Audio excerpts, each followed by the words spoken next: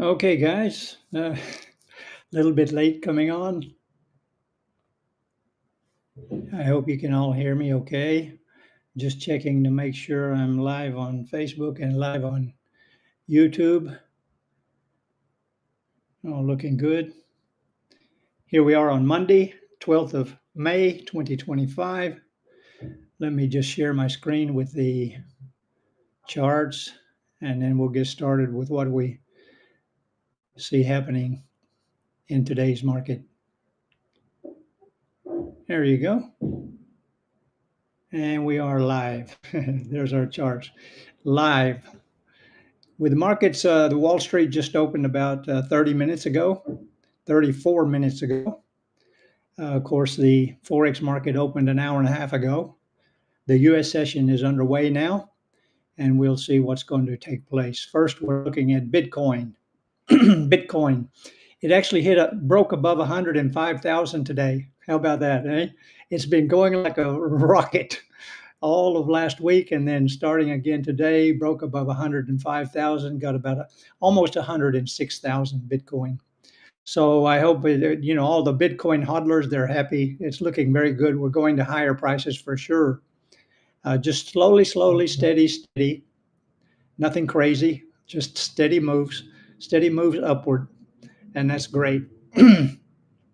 So I don't trade Bitcoin, but I like to watch it because I do buy Bitcoin on a regular basis. DCA, dollar cost averaging, just holding Bitcoin as an investment digital asset for the future. So that's Bitcoin. Let's go down and look at the charts from yesterday from my weekly analysis that I gave you. I hope you've subscribed to my YouTube channel at Rick Ray. These are the trades that I shared with you, my trade setups. I had a buy limit on the USD JPY, but it opened with a gap up.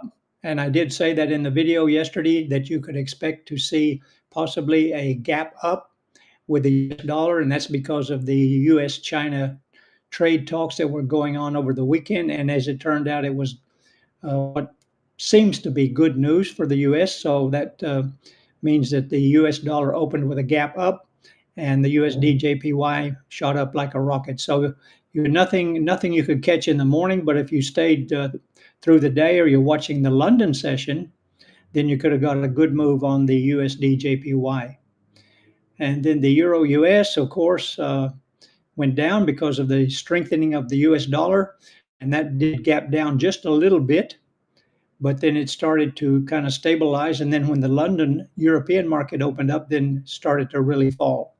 So if you're watching the London session, you could have done really well on the Euro US today. The odd US, I had a sell limit on that one, and that one did open. Okay, that did hit our pending order. So from there, it did go a little bit the wrong direction, but then came back down and is now continuing its bearish direction, bearish move. So good profit on the odd US, good profit on the New Zealand US. Here's our entry point, this yellow line here. So good profit on the New Zealand US, and the pound US was neutral. So I didn't have a trade on that, but that looks like, of course, that would continue down with the strengthening of the US dollar. Then the USD CAD just took off like a rocket. Okay, I had a buy limit on that one. That one is in very good profit today.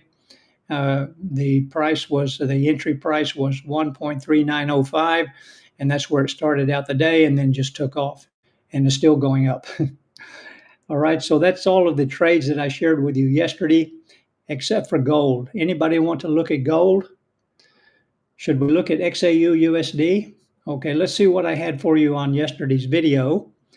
Yesterday I had a sell. I said when the market opens today, the Asian Pacific market, to sell gold. Well, you didn't get a chance to do that because it just gapped down about 300 pips. Okay, so there's no way you could have caught that trade. And I said if it did move down, it would probably go to 32.75, and it did that. It went right down to 32.75 and then kind of stabilized there for a while. This is the H4 chart we're looking at, the 4-hour chart. And so then when London opened, that's when the news came out that the US and China had agreed to pause for 90 days all of their tariff restrictions. And then that was just great news for the US. So that just put too much pressure on gold, and it dropped another about another 800 pips. So from the time of Friday's close until today's low was about 1,200 pips. An incredible move. Just amazing. So you could have done well in the London session if you were watching that and the news came out. It dropped tremendously during that session. You could have done well with a short trade. All right, but what to do now? What to do now? It went down a little bit, came back up. It looks like it's trying to go up again. Let's go to the 1 hour chart. See what we got on the 1 hour chart. Here we are. Okay, trying to go up the last 3 hours. Is it going to go up during the rest of the US session? Well, we'll wait and see. It's just getting started, the US session. But I'm expect, let me go back to the 4 hour chart so I can show it a little bit clearer, that we might close this gap here.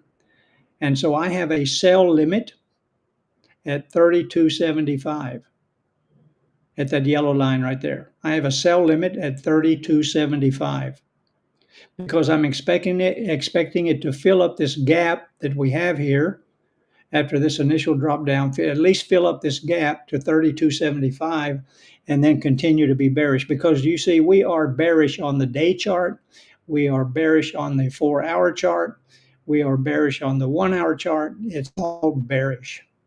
The bears have control.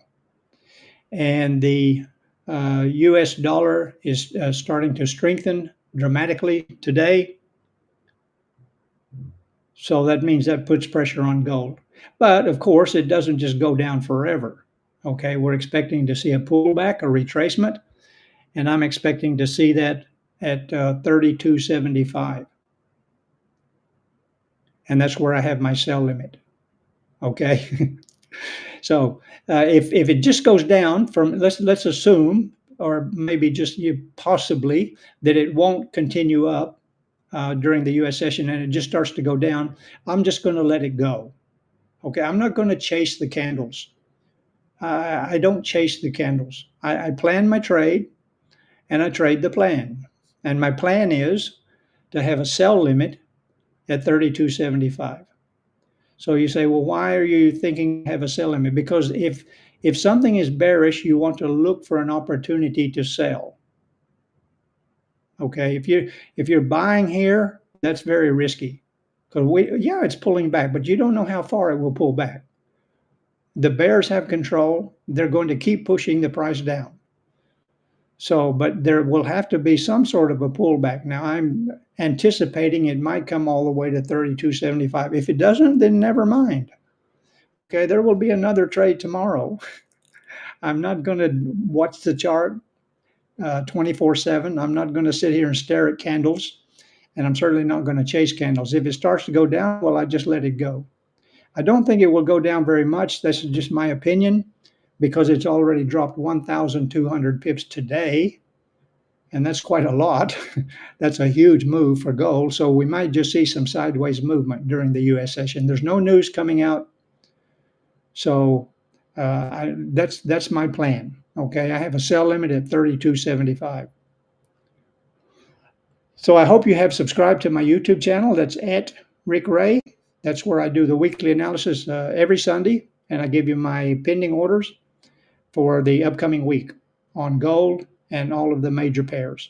And as you can see, most of these major pairs that I just went through, most of them are already in profit. And so hopefully that will help you with your day trading. Okay, if you got any comments or questions, just leave them below this video. And don't forget, if you're watching on Facebook, please like, love, and share. And if you're watching on YouTube, leave a comment and I will get back to you.